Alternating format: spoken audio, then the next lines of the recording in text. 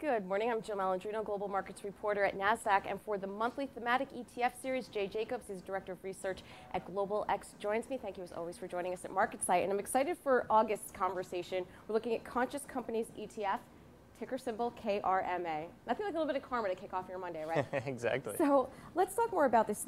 This is about companies that are with ESG, that environmental, social, and corporate governance trend that is really picking up in the investing community. Yep. Tell us what you look for when you screen for companies that fit this ESG profile. Sure. So this is kind of the evolution of ESG investing. So if you really look at the first wave of products that came out, it was starting with a broad index called the S&P 500 and taking out companies that didn't meet certain ESG characteristics. So removing companies that pollute or removing companies that are involved in sin stocks, whether it's weapons or alcohol or things like that.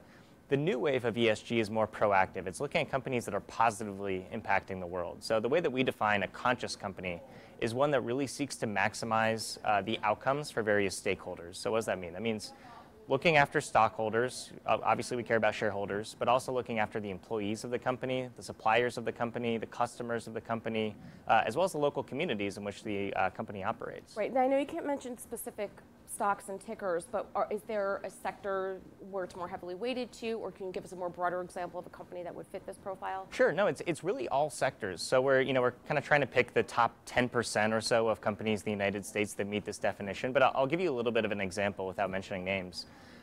There's two major big box retailers in the United States. One that pays their employees $10 an hour, and one that pays their employees $13 an hour. Now, from the traditional way of looking at finance, an analyst might come in and say, well, I'd prefer the company that pays their employee $10 an hour. They're reducing those costs, and that's a better outcome for stockholders.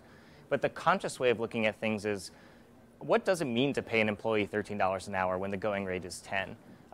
They're going to be happier employees. There's less employee turnover. There's less employee theft. Because they're happier, they're more engaged in their job, and they interact with customers all day. So the customers are happier to deal with these employees as well. So when you think about it from a bigger perspective, the company that's paying their employee a little bit more actually has a lot of positive financial characteristics associated with that, even in the very narrow lens, oh, they're paying someone more, that's bad for stockholders. Right. Now this is an actively managed ETF, correct? It's passive. We're tracking an index, so it's a more sophisticated index than the S&P 500, right? But it's pulling in a lot of data from different sources. So traditional ESG metrics, data from professors about which relationships with companies and suppliers are strong.